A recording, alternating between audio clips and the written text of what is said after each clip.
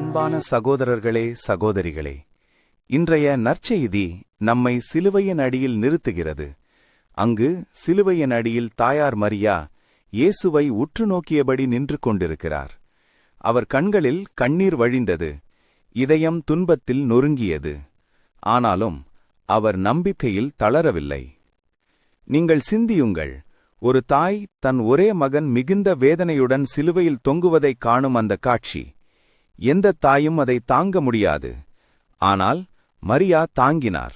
அவர் உங்களுக்காகவும் எனக்காகவும் உலகின் மீட்புக்காகவும் அதை தாங்கினார். அந்த நேரத்தில் இயேசு தன் தாயை நமக்காக தந்தார். அம்மா, இவரே உம் மகன் என்று சொன்னபோது நாம் அனைவரும் தாயார் மரியாவின் பிள்ளைகளாக மாறினோம். தாயாரின் இதயம் இன்றும் உங்களை அணைத்துக் கொள்கிறது.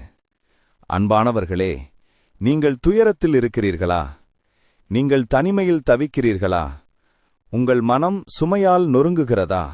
அப்படியானால் நினைவில் கொள்ளுங்கள், சிலுவையின் அடியில் நின்ற மரியா இன்று உங்களோடும் நிற்கிறார். அவர் உங்களை பார்க்கிறார், உங்களுக்காக வேண்டுகிறார், உங்களை தன் அன்பினால் ஆட்கொள்கிறார். எனவே உங்கள் துயரங்களைக் கண்டு திகைக்க வேண்டாம். தாயாரின் கரங்களில் உங்களை ஒப்படையுங்கள். அவர் உங்களை எப்போதும் தனது மகனான இயேசுவிடம் அழைத்து செல்கிறார். சிலுவை எப்படி துயரத்தின் அடையாளமாக இருந்தாலும் அது மீட்பின் கதவாக மாறியது. அதுபோல உங்கள் வாழ்க்கையின் துயரங்களும் கடவுளின் அருளால் ஆசிர்வாதமாக மாறும். அன்பான பிள்ளைகளே, நம்முடைய தாயார் மரியாவின் அன்பில் நம்பிக்கை வைத்து வாழ்வோம்.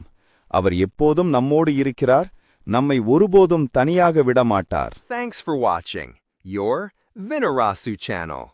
Please like and subscribe.